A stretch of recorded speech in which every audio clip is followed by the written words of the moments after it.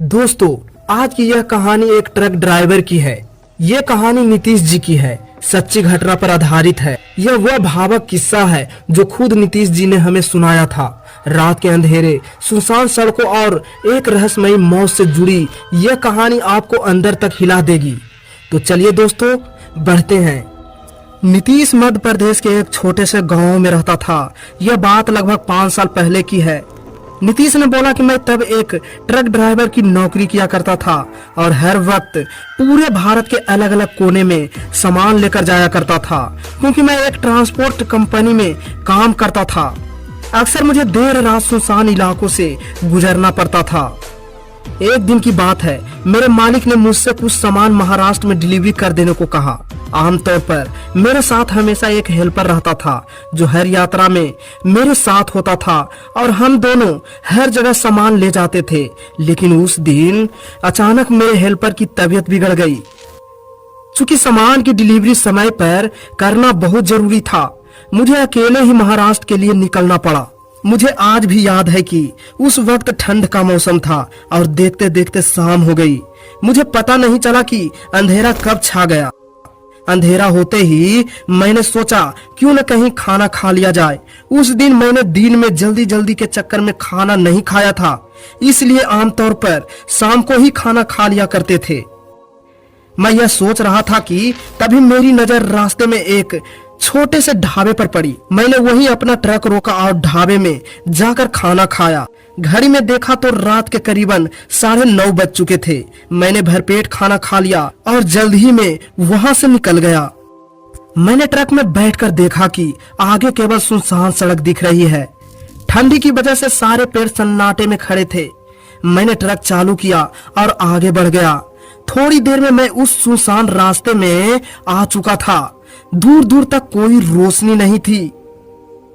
सुनसान रास्ते देखकर मैं रफ्तार बढ़ा दी, क्योंकि मैं जल्दी से जल्दी इस इलाके से निकलना चाहता था। रात में ऐसे ही सुनसान इलाकों में चोरी डकैती की संभावना बनी रहती है और ट्रक में लदा सामान भी बहुत ही महंगा थे। मैं अपनी पूरी रफ्तार से बढ़ रहा था कि तभी मुझे किसी औरत की आवाज सुनाई दी।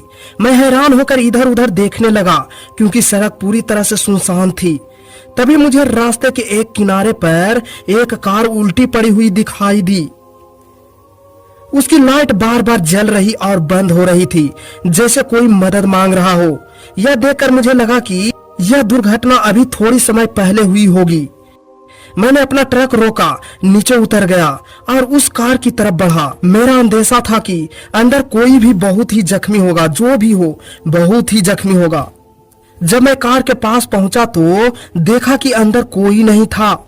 यह बात अजीब लगी, क्योंकि मुझे याद है कि अभी कुछ ही समय पहले किसी ने कार का हॉर्न बजाया था और लाइट भी जल रहा था।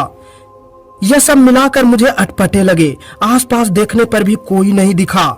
मैंने इस सब को अनदेखा किया और वापस अपने ट्रक की ओर लौटा। लेकिन तभी मेरे पैरों के नीचे कुछ अजीब सा महसूस हुआ। नीचे झुककर देखा तो वहां एक मांस का टुकड़ा पड़ा था। ऐसा लग रहा था जैसे किसी वाहन ने किसी जानवर को कुचल दिया हो। मैंने टॉर्च निकाली और पास जाकर कार के अंदर देखा। अंदर सिर्फ खून और बिखरी हुई चीजें थी। ऐसा लग रहा था जैसे बड़ा ही भयानक एक्सीडेंट हुआ हो। खून की बूंदें अभी भी सीटों से टपक रही थी। यह सब देखकर मैं थोड़ा घबरा गया और पीछे हटने लगा। तभी किसी ने मुझे एक आवाज दी। मैं पीछे मुड़ा पर वहां कोई नहीं था। मैंने गौर किया तो आवाज पास के झाड़ियों से आ रही थी। डर के बावजूद मैंने हिम्मत करके झाड़ियों की ओर बढ़ना चाहा और तभी मेरे पैर किसी चीज से टकरा गए और जमीन पर मैं गिर पड़ा। मैंने टॉर्च जलाकर देखा तो मेरी रूह कांप उठी। मेरे सामने एक लाश पड़ी थी, जिसकी पेट की सारी चीजें नोच नोच कर बाहर निकली हुई थी। मैं बुरी तरह से सहम गए। उस लाश को देखकर साफ लग रहा था कि उस इंसान की मौत अभी कुछ ही लम्हे पहले हुई थी। मैं खुद को संभाल कर एक जगह बैठ गया। मेरी सांसें तेज हो चुकी थी। कुछ देर शांत होने की कोशिश की, पर फिर से अजीब सी आवाजें सुनाई देने लगी। जब मैं उठने की कोशिश कर रहा था कि मुझे ऐसा लगा जैसे किसी ने मेरे पैरों को कसकर पकड़ लिया हो। इससे पहले मैं कुछ समझ पाता मैं फिर गिर गया और किसी ने मुझे घसीटकर जंगल की ओर ले जाया जाने लगे। डर के मारे मैं कुछ समझ नहीं पा रहा था कि क्या करूं, मैं क्या कर सकता हूं। मैंने झट से अपनी टॉर्च जलाकर उस दिशा पर रोशनी किया जिसने मुझे पकड़कर खींचा जा रहा था। वह कोई इंसान या जानवर नहीं था, पर फिर भी कुछ था जिसने मेरे पैरों को पकड़ा था। उस वस्तु का चेहरा देखकर मैं पूरी तरह से चीख उठा। फिर अचानक लगा जैसे मेरे पैर आजाद हो गए हो। मैंने खुद को संभाला और वहां से भागते हुए अपने ट्रक की ओर पहुंचा। लेकिन जब मैं पीछे मुड़ा तो जो लाश मैंने पहले झाड़ियों में देखी थी वह गायब थी। मैं इन चीजों पर ध्यान नहीं दे पाया और जल्दी से ट्रक में बैठकर वहां से भागने की कोशिश करने लगा। जितना हो सकता था रफ्तार बढ़ाई। तभी जोरदार धमाके के साथ मेरे ट्रक के टायर फट गए और मेरा ट्रक वहीं चरचराता हुआ रुक गया। जो कुछ मैंने अभी देखा था उसकी वजह से मैं बाहर जाने की हिम्मत नहीं कर पाया।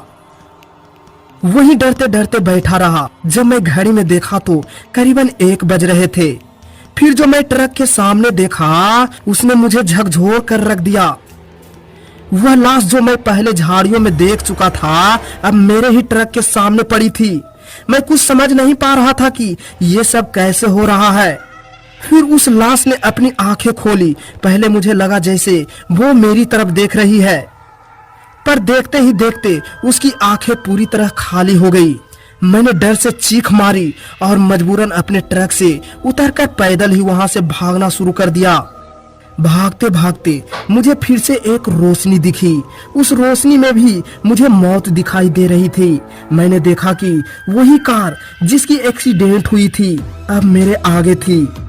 मुझे समझ आया कि वह कार कोई असली कार नहीं है, यह स्मृति के साथ खेल रही थी। मैंने बिना उस कार की तरफ देखे आगे की ओर भागना जारी रखा। आखिरकार एक जगह जाकर मेरी सांस फूल गई और मैं वहीं रुक गया। तभी मुझे फिर उस औरत की आवाज सुनाई दी और आवाज जितनी तेज हुई मेरी डर बढ़ता गया। मैंने अपना कान ढक लिया और जमीन पर वहीं बैठ गया। तभी अचानक एक कार तेजी से आई और मेरे सामने रुक गई। उस कार से एक आदमी उतरा और मुझसे पूछा, इतनी रात में क्या कर रहे हो?